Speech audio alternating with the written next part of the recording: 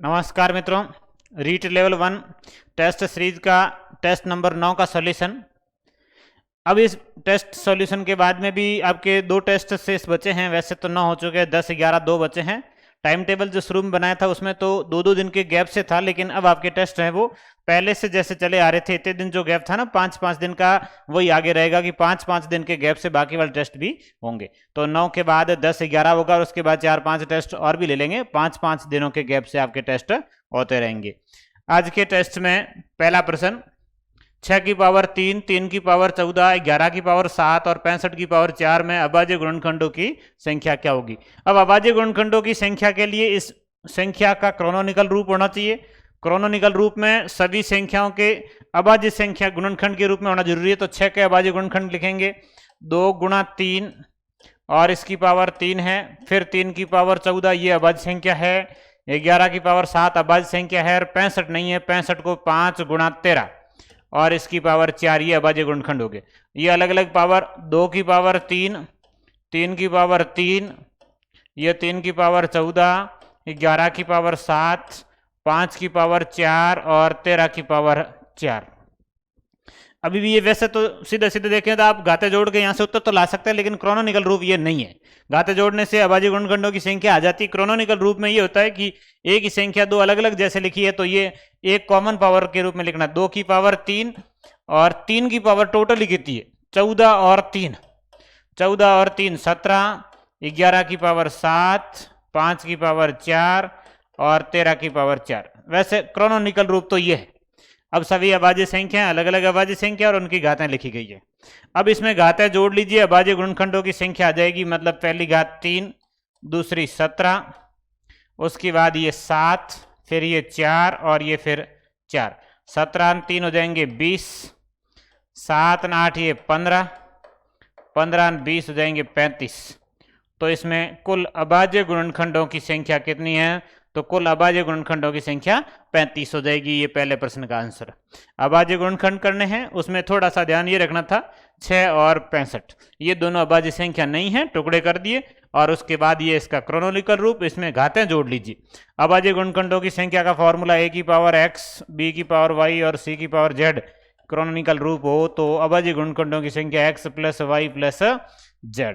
तो मतलब घातें जोड़नी होती है, घातों को जोड़ लीजिए। ये 3, ये 17, ये 7, ये 4 और ये 4। 3 और 17 20, 20 और ये 8, 7, 15, 20 और 15 जोड़ेंगे तो 35। ये पहला प्रश्न।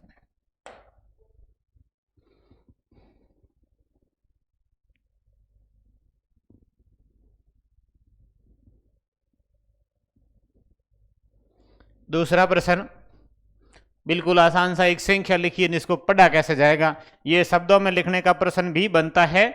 ये संख्या है इकाई, दाई, सैकड़ा, हजार, 1000, लाख। 4,07,928, 4,07,928 ये इसका आंसर होगा। सीधा सीधा कि पढ़ा कैसे जाएगा। ये इकाई, दाई, सैकड़ा, हजार, 1000, लाख। लाख में कितने? 4 लाख है। फिर 10,000 वाला आंकड़ा नहीं है। ये 1000 वाला आंकड़ा कितने हजार है? 7000 है। फिर 100 के आंकड़े में 900 है, फिर 28 है। तो ये 4,07,928 ये इसका आंसर जाएगा। बहुत नॉर्मल सा प्रश्न है।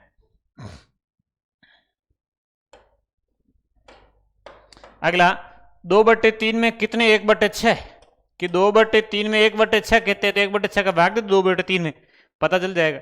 2/3 में कितने 1/6 है? तो 2/3 में 1/6 का भाग दे दो। तो ये 2/3 और भाग देंगे, ये संख्या उल्टी होगी जी 6/1 कि ये बटे वाली संख्या पूरी ऊपर जाएंगे तो ये उल्टी होकर गुणा हो जाएगी। और ये 3 और 6 कट जाएंगे 2 बार। 2 का 2 से गुणा कितना हो जाएगा? 4। तो 2/3 में कितने 1/6 है? 4 1/6। 2/3 में 1/6 का भाग देना है। भाग देने के लिए इसको वापस पलट कर गुणा कर लीजिए। 1/6 की जगह 6/1 हो जाएगा। 6 3 से कटेगा 2 बार। 2 का 2 से गुणा 4। तो ये इसका आंसर हो जाएगा 4। नॉर्मल सही प्रश्न है। अगला, किसी संख्या का 16% जब 21 में जोड़ा जाए तो स्वयं संख्या प्राप्त होती है। संख्या ज्ञात करो। संख्या का 16% और उसमें 21 जोड़ा जाए वापस संख्या प्राप्त होती है। मतलब कितने परसेंट? 100% हो जाती है। कोई संख्या है उसके 16% में 21 जोड़ने से वापस वही संख्या मतलब कितने परसेंट, 100% हो जाती है, वही संख्या प्राप्त होती है। 16% में 21 जोड़ने से 100% हो रहा है। अब देखिए 16% में कितना जोड़ेंगे तब 100% होगा, तो ये 16 में कितना जोड़ेंगे तो 84, 84 और 16 जोड़ेंगे 100 होंगे। 16% में कितने परसेंट जोड़ने से 100% होगा, 84% जोड़ने से, मतलब 84% का जो मान है वो 21 है। ये 84% की पूर्ति कौन कर रहा है, 21 कर रहा है। 84% का मान बराबर 21, 1% का मान बराबर 21/84, और पूछा संख्या, संख्या मतलब 100% का मान बराबर 21/84 गुणा 100।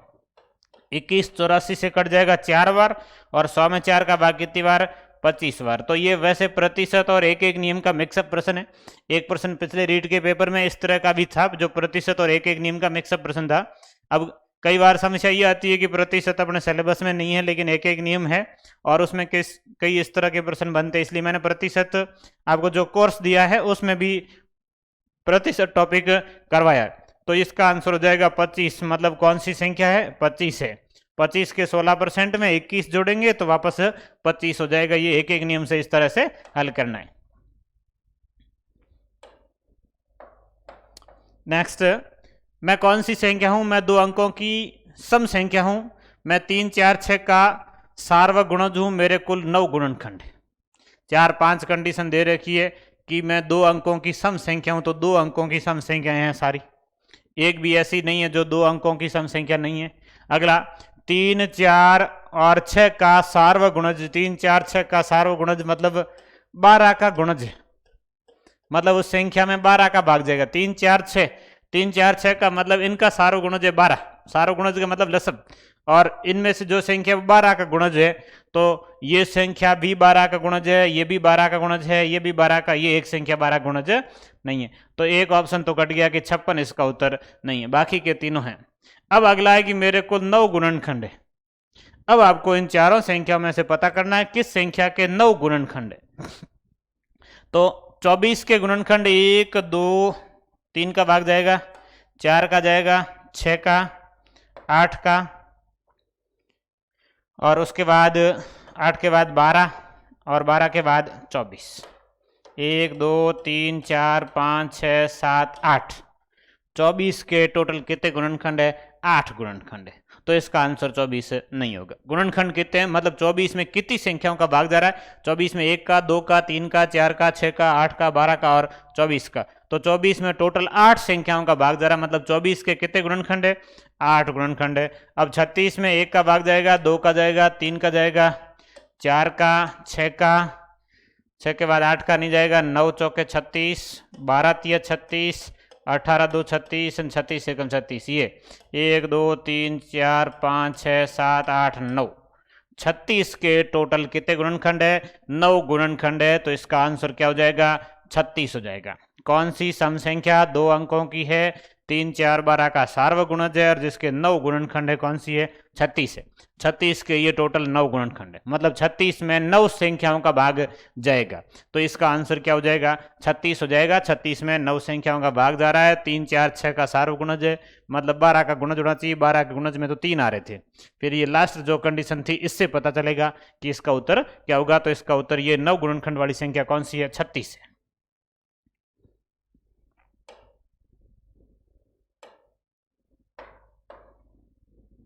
वह न्यूनतम संख्या जिसे जब 36 48 तथा 112 द्वारा विभाजित किया जाता है तो शेष नहीं बचता है, मतलब ऐसी संख्या जिनमें इनका भाग पूरा पूरा जाता हो, मतलब इन संख्याओं का एलसीएम लेना।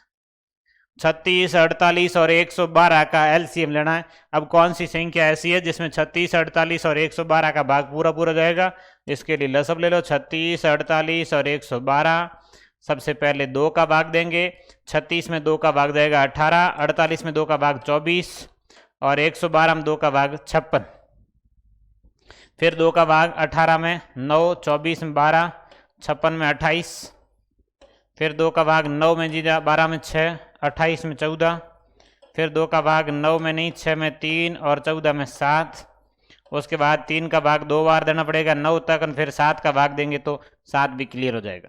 तो ये इसका अभाज्य गुणनखंड है, इन संख्याओं का गुणा इनका लसब हो जाएगा। तो 2 का 2 से गुणा 4, 4 का 2 से 8, 8 का 2 से 16, 16 का 9 से गुणा 144, 16 9 में 144, उसका 7 से गुणा, 7 चौके 28, हासिल 2, 7 चौके 28, 2 30, 0 हासिल 3, 7 एकम 7 3 10, 1008।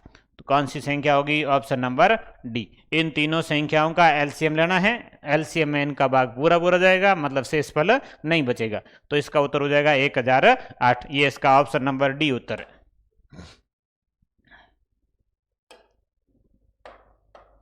अगला, एक कारखाने में 24 घंटे में 720 गेंदें बनती हैं, तो उसी दर से कारखाने में 6 घंटे में कितनी दर गेंदें बनेगी? ये 24 घंटे में गेंदें बनती है 720, एक एक नियम का प्रश्न है। 1 घंटे में बनेगी 720 बटे में 24, 24 थी 72, 1 0, ये 3 और 0 30, और 6 घंटे में कितनी बनेगी? तो 30 गुणा 6 3 18, 180 गेंदें बनेगी। बिल्कुल आसान सा एक एक नियम का प्रश्न है। 24 घंटों में 720, 1 घंटे में 24 का भाग दे दो 30 बार जाएगा, 72 में 24 का भाग 3 बार, 1 0 30, 24 थी 72, और फिर 6 घंटे में कितनी है? 6 से गुणा कर लो, 130 का 6 से 30 का 6 से गुणा 180 हो जाएगा। तो 6 घंटे में कितनी गेंदें बनेगी? 180 गेंदें बनेगी। एक क्रिकेट खिलाड़ी की 8 पारियों का औसत रन 25 था, 9वीं पारी में 70 रन बनाए, तो उसका अब रन औसत कितना होगा? 9वीं पारी में उसने 70 रन बनाए हैं, अब उसका औसत कितना होगा? 25 पारियों में 8 था, तो ये 25 गुणा 8, 25 पारियों के कुल रन हो जाएंगे 200। अगली पारी में 70 रन बनाए, टोटल हो गए 270 रन। अब उसकी पारियां होगी 9, 9 का भाग दे दो, औसत आ जाएगा 30। तो अब उसका रन औसत कितना हो जाएगा? 30 हो जाएगा। 8 पारियों में 25 के औसत से 25 गुणा 8, 200 रन बने। उसके बाद 9वीं पारी में 70 रन बने, 270 जोड़ेंगे 270 रन हो गए, टोटल पारियां 9 होगी। अब औसत कितना हो जाएगा? 270 में 9 का भाग पूरा पूरा कितनी बार जाएगा? 30 बार। तो ऑप्शन नंबर सी इसका उत्तर आ जाएगा 30 रन। ये पेपर सरल था, अगला पेपर हार्ड आएगा भाई। 2-3 पेपर सरल आ गए हैं, अब नेक्स्ट दोनों पेपर हार्ड आएंगे, क्योंकि हार्ड और सरल आरपीएस सीपीए और माध्यमिक शिक्षा बोर्ड में जब भी इन्होंने रीट और आरटेट करवाया है, बारी बारी से एक बार हार्ड एक बार सरल ऐसे पेपर भी आए हैं। पिछला पेपर रीट का बहुत जो माध्यमिक शिक्षा बोर्ड ने कराया था काफ़ी हार्ड भी था, तो अगला पेपर अपना हार्ड आएगा। एक डीलर ने रेडियो 4% की हानि से बेचा, यदि उसने इसे रुपये 120 अधिक में बेचा होता तो 8% का लाभ होता। 4% की हानि से बेचा मतलब 96% उसका विक्रय मूल्य, और 8% लाभ होता मतलब 108 उसका विक्रय मूल्य। इन दोनों का अंतर है वो 112 रुपये, सॉरी 120 रुपये। ये 96 8 का ये जो अंतर आ जाएगा, 8 ये ज़्यादा 4 वो कम, कितना हो जाएगा? 12%। मतलब 12% का मान है वो 120 रुपये है। अब आपको पूछा क्या है? 12% का लाभ प्राप्त करने हेतु उसे कितने में बेचा जाना होगा? तो 1% का मान हो जाएगा 120 बटे 12 बराबर 10 रुपये, और 12% के लाभ से बेचेगा मतलब 112% का मान ज्ञात करना है। तो 112% का मान कितना हो जाएगा? 112 गुणा 10, 1120 रुपये में उसको बेचना होगा। तो इसका आंसर 1120, ऑप्शन नंबर डी। एक 4% हानि का विक्रय मूल्य, एक 8% लाभ का। 4 हानि का विक्रय मूल्य 96 होगा, 8 लाभ का 108, दोनों का अंतर 12%, और उस 12% का मान 120 रुपये। 1% का मान होगा 10। अब पूछा है कि उसे 12% के लाभ से बेचें, विक्रय मूल्य 112% होगा, तो 112% का मान कितना हो जाएगा? 1% का मान 10 से गुणा कर लो 112 से, 112 का 10 से गुणा 1120 रुपये इसका आंसर आ जाएगा। नेक्स्ट, 26 रुपये को 2 भागों में ब्याज पर दिए गए, यदि 5% वार्षिक दर से 3 वर्ष में पहले भाग का साधारण ब्याज 4% वार्षिक दर से 6 वर्ष में दूसरे भाग के साधारण ब्याज के बराबर हो, दूसरा भाग क्या होगा? दूसरा भाग पहला भाग, पहला दूसरा भाग x, पहला भाग 2600 माइनस x। पहले भाग को 5% की दर से 3 वर्ष के लिए, दूसरे भाग को 4% की दर से 6 वर्ष के लिए उधार दिया गया, ब्याज बराबर है, तो इसका ब्याज हो जाएगा 2600 माइनस x गुणा 5 गुणा 3/100, ये मूलधन गुणा दर गुणा समय बटे 100, इसका ब्याज हो जाएगा मूलधन x गुणा दर गुणा समय बटे 100। दोनों तरफ 100 है, 100 काट दीजिए, ये 3 6 से कट जाएगा 2 बार, 5 का उधर गुणा कर लो, ये हो जाएगा 8x। 2600 माइनस x उसका गुणा है 5 से और बराबर इधर ये गुणा है 8x, तो ये हो जाएगा 2600 गुणा 5 बराबर 5x इधर आएगा, जुड़ जाएगा 8 में, 8 और 5 से 13x, x बराबर 13 का भाग 2। 2600 गुणा 5 बटे 13, 13 का भाग 26 में 2 बार, 2 का 5 से गुणा 10 और 2 0 1000। दूसरे भाग की राशि x मानी थी और दूसरे भाग का मान कितना आ गया 1000, दूसरा भाग पूछा गया, इसका आंसर आ जाएगा 1000। दूसरा ही पूछा गया, दूसरे का मान ही माना है, इसको x मान लिया, ये x ये 4% दर से 6 वर्ष का है, पहले वाला 5% दर से 3 वर्ष का, दोनों का ब्याज 100 बराबर से कट गए, 3 6 से 2 बार, 5 का उधर गुणा 8 का ये गुणा है, 5x माइनस 5x बराबर से इधर आएगा प्लस 8 और 5 हो जाएंगे 13x, तो ये 13x और ये 13 का भाग दे दो 2600 में, और 2600 में 13 का भाग 200 और 200 का 5 से गुणा करेंगे तो 1000 रुपये इसका आंसर आ जाएगा।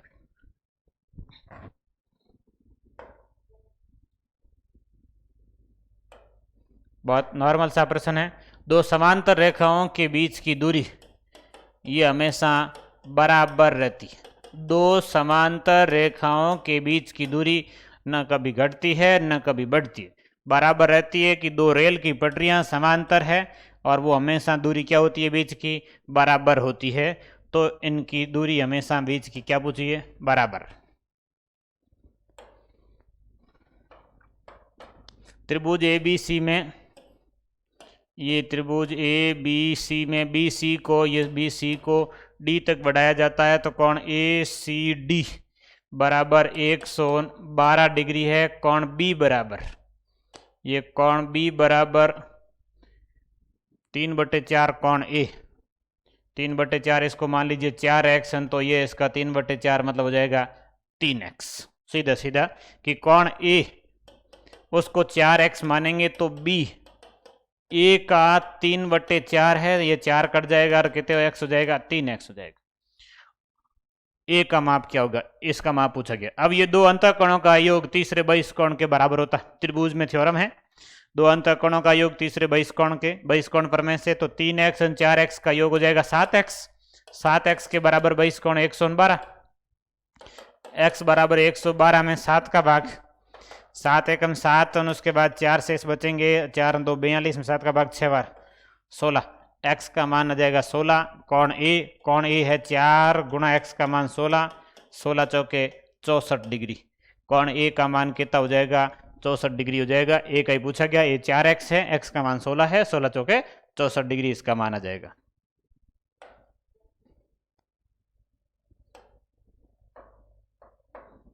इनमें से कौन सा असत्य? अर्धवर्त द्वारा परिधि पर बना कोण समकोण होता है। ये अर्धवर्त है और इसके द्वारा परिधि पर जो ये बना कोण है ये हमेशा समकोण होता है। सही है कथन, बिल्कुल सही है। अर्धवर्त द्वारा परिधि पर अंतरित कोण समकोण होता है। एक वर्त में अनेक त्रिज्याएं होती, ये दो नहीं है, इसको थोड़ा सा काट दीजिए। पेपर में सही था, वहां तो ऐसे ही था, अनेक त्रिज्याएं होती है। एक वर्त में अनेक त्रिज्याएं होती है, बिल्कुल सही है। एक वर्त में आप त्रिज्याएं कितनी खींच सकते हैं, ये वृत्त है, त्रिज्या इस तरह से आप कितनी ही त्रिज्या खींच सकते हैं, मतलब अनेक त्रिज्याएं होती है। 180 डिग्री के बराबर पाई रेडियन होता है, ये भी सही है। 180 डिग्री और बराबर पाई रेडियन, कोण के दो मात्रक आपस में इंटरचेंज में ये होता है 180 डिग्री के बराबर पाई रेडियन होता है, ये भी सही है। मतलब ये लास्ट कथन गलत है। समान क्षेत्रफल वाले आयत और वर्ग की परिमिति में कि दो है, एक वर्ग है और एक आयत है, क्षेत्रफल इनका बराबर, जैसे आप इसका भी 400 मान लीजिए, इसका भी 400 मान लीजिए, क्षेत्रफल दोनों का बराबर है। अब इसमें परिमिति किसकी अधिक होगी, क्षेत्रफल इसका 400 है तो इसकी भुजा तो 20-20 होगी, तो 20 चौके इसका परिमाप कितना हो जाएगा, 80 हो जाएगा। अब इसमें आप 400 क्षेत्रफल में आयत में लंबाई चौड़ाई कोई भी मान लीजिए, बराबर नहीं मानी, बराबर में तो वर्ग हो जाएगा। बराबर के अलावा कोई भी संख्या जिसमें क्षेत्रफल 400 होता हो, तो तो आप 40 और 10 मान लीजिए, 40 गुणा 10 400 होता है, लंबाई गुणा चौड़ाई। 40 और 10 इसका परिमाप करेंगे तो 40 10 50 और 50 का 2 से गुणा कितना हो जाएगा, 100 हो जाएगा। तो समान क्षेत्रफल की स्थिति में परिमाप किसका ज्यादा है, आयत का ज्यादा है और वर्ग क्या कम है। तो समान क्षेत्रफल वाले आयत और वर्ग की परिमिति में वर्ग की परिमिति आयत की परिमिति से अधिक होती है, नहीं होती है। परिमिति किसकी अधिक होगी, आयत की अधिक होगी, वर्ग की नहीं होगी। समान क्षेत्रफल है, क्षेत्रफल समान है और परिमिति की बात करेंगे तो ज्यादा किसकी होगी, आयत की परिमिति अधिक होगी, न कि वर्ग की। इस लाइन में लिखा है वर्ग की परिमिति अधिक है, लेकिन परिमिति हमेशा आयत की अधिक होगी। और समान परिमाप है, परिमाप दोनों का समान है, एक आयत है एक वर्ग है। परिमाप यदि समान होता है और क्षेत्रफल पूछा जाता है तो वर्ग का क्षेत्रफल ज्यादा होता है, वर्ग का क्षेत्रफल क्या होता है, ज्यादा होता है। समान परिमाप वाले आयत और वर्ग में वर्ग का क्षेत्रफल अधिक होता है और समान क्षेत्रफल वाले आयत और वर्ग में आयत की परिमिति अधिक होती है। ये दो लाइनें क्लियर याद कर लेना। ये कथन गलत है, ऑप्शन नंबर डी इसका सही उत्तर है।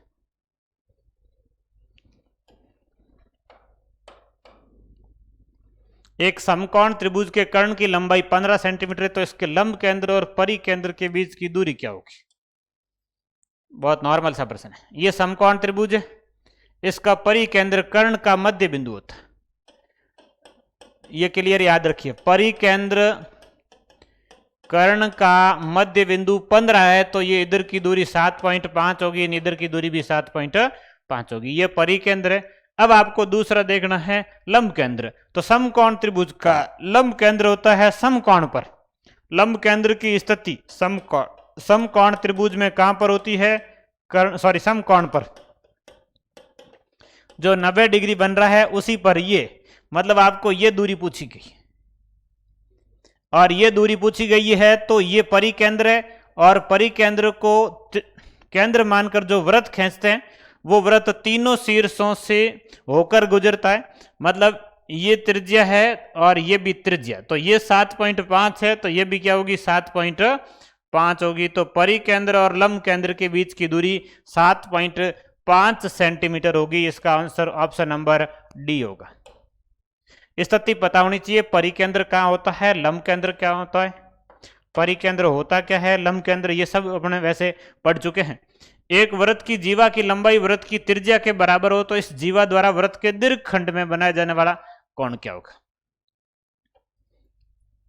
समझिए प्रश्न को। एक वृत्त, इसकी जीवा त्रिज्या के बराबर है, ये इसका केंद्र, ये तीनों भुजाएं बराबर होगी। ये त्रिज्या है, ये त्रिज्या है, जीवा भी त्रिज्या के बराबर। ये समबाहु त्रिभुज है, मतलब ये सारे कोण कितने कितने डिग्री के हैं, 60 डिग्री के हैं ये। अब ये इसका लघु वृत्तखंड है और शेष हिस्सा जो दूसरा वाला होगा वो दीर्घ वृत्तखंड होगा। अब इस जीवा द्वारा दीर्घ वृत्तखंड मतलब दूसरी तरफ जो कोण बनेगा, मतलब परिधि पर जो कोण बनेगा वो केंद्र से आधा होता है। ये 60 है, ये इसका आधा कितना हो जाएगा, 30 डिग्री होगा। तो दीर्घ खंड में बनाया जाने वाला कोण कितने डिग्री का होगा, 30 डिग्री का होगा। ये 60 का है और ये इसका आधा होगा, परिधि वाला कोण 30 डिग्री। इसका ऑप्शन नंबर ए सही है।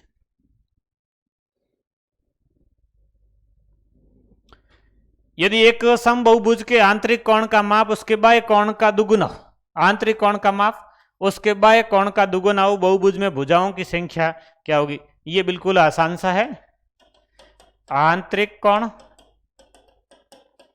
और बाह्य कोण।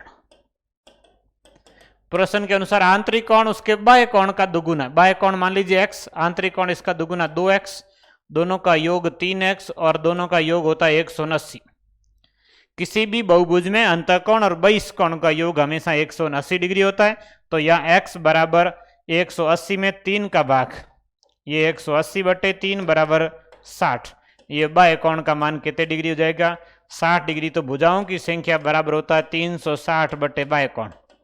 ये फॉर्मूला है, भुजाओं की संख्या तो 360/60, 0 कट जाएगा, 36 में 6 का भाग 6 बार। तो इस बहुभुज में भुजाओं की संख्या कितनी होगी, 6 होगी। आंतरिक कोण बाह्य कोण का दुगुना है, बाह्य कोण x, आंतरिक कोण 2x, दोनों का योग 3x, दोनों का योग 180 होता है।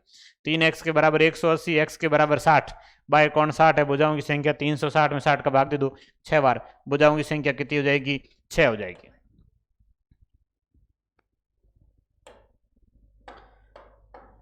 1.5 रुपए प्रति 100 वर्ग मीटर की दर से एक आयताकार प्लॉट में घास लगाने का खर्च 1350 रुपए, 1350 रुपए खर्चा आता है।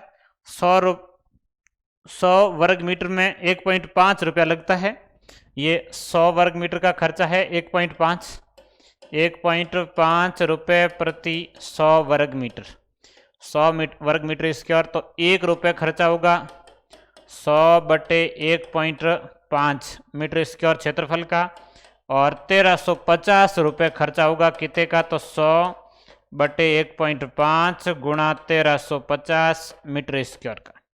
भाई 1350 रुपये खर्चा आ रहा है तो कितने वर्ग मीटर स्क्वायर क्षेत्रफल होगा? तो ये इसके अकॉर्डिंग हल करना। 1.5 के बराबर 100 है, 1 के बराबर भाग दे दो, 1350 के बराबर कितना होगा? 1350 से गुणा कर लीजिए। अब ये पॉइंट हटेगा तो ऊपर एक जीरो लगेगा। 15 नमे 135 9 बार, 9 के साथ में 4 जीरो मतलब 90,000 वर्ग मीटर उस वर्गाकार प्लॉट का क्षेत्रफल होगा। उसके चारों ओर बाड़ लगाने का खर्चा 50 पैसे प्रति मीटर की दर से ज्ञात करो। अब चारों ओर बाड़ लगानी है, ये वर्गाकार था, इसका क्षेत्रफल था 90,000, तो इसकी भुजा ज्ञात करनी। भुजा हो जी 300, वर्ग है, वर्गमूल कर लीजिए। 90,000 का वर्गमूल 300 गुणा 300 90,000 होता है, तो इस वर्ग की भुजा कितनी हो जाएगी? 300। वर्ग की भुजा 300 होगी, बाड़ लगाना मतलब परिमाप ज्ञात करना, तो परिमाप बराबर होगा 4 गुणा भुजा, 4 भुजा है 300, 300 400 कितना हो गया? 1200 मीटर लंबी भुजा, ये परिमाप। अब इस 1200 मीटर में 50 पैसे प्रति मीटर की दर से मतलब 1 मीटर का आधा रुपया लग रहा है। 1200 रुपये मीटर का कितने रुपए लगेंगे? तो 1 का आधा है, तो 1200 का आधा कर लीजिए, कितना हो जाएगा? 600 रुपये लगेंगे। 1200 मीटर उसका परिमाप है, 1 मीटर के 50 पैसे लग रहे हैं, 50 पैसे प्रति मीटर मतलब आधा रुपया 1 मीटर का। 1200 रुपये के आधे मीटर कितने हो जाएंगे? 1200 मीटर का आधे रुपये हो जाएंगे, तो 1200 का आधा कितना हो गया? 600, तो इसमें कितना खर्चा आएगा? 600 रुपये खर्चा आएगा। अगला, एक डेकामीटर में डेसीमीटर होते हैं। इसमें आपको एक ये सारणी याद करनी है, मीटर, उसके बाद डेसी, सेंटी और मिली, 3 ये बैक में और 3 आगे, डेका, हेक्टा और किलो। ये मीटर से 3 उधर है 3 इधर है, डेसी, सेंटी, मिली, डेका, हेक्टा और किला। अब ये कि 1 मीटर में कितने किलो होते हैं? 1000 किलो होते हैं। वैसे ही तो 1 किलोमीटर में कितने मीटर होते हैं? तो 1000 मीटर होते हैं। तो ये डेका मीटर है, इससे आप जैसे इसको 1 मान लीजिए, 1 डेका मीटर, 1 डेका मीटर से मीटर में जाएंगे तो 10 से गुणा होगा, मीटर से डेसीमीटर में जाएंगे तो 10 से गुणा होगा, तो 1 मीटर के बराबर 10 गुणा 10 कितने हो जाएंगे?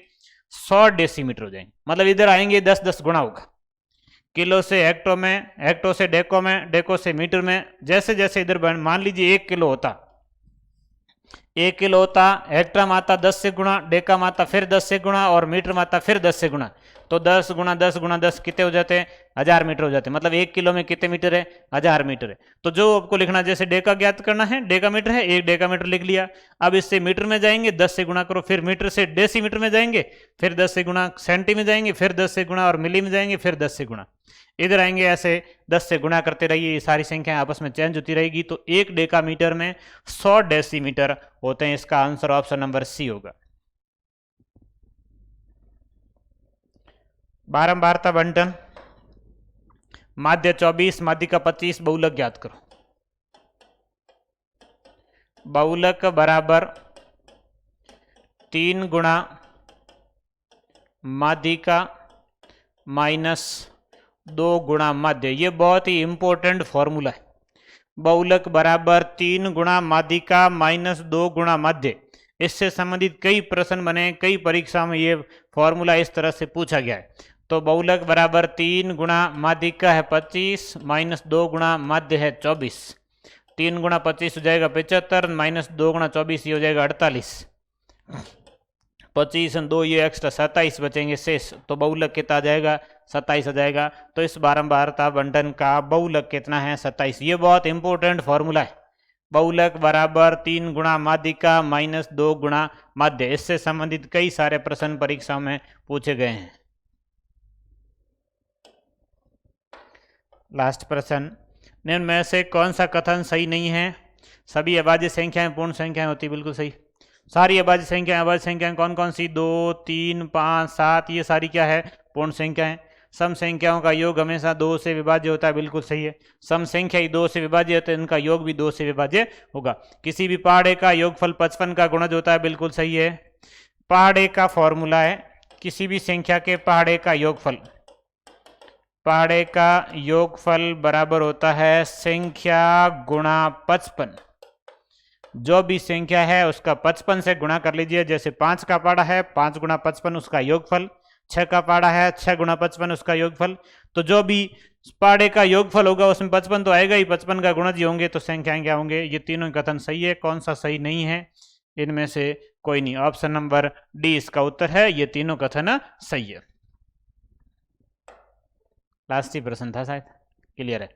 आज के पेपर के 20 के 20 प्रश्न हो गए हैं। अब अगला टेस्ट 5 दिन के डिफरेंस से आप देख लेना, उसके हिसाब से टेस्ट चलेंगे आगे। 2-4 टेस्ट आपके एक्स्ट्रा भी ले लेंगे। 11 का ही शेड्यूल था, लेकिन 2-4 एक्स्ट्रा भी लेंगे आपके।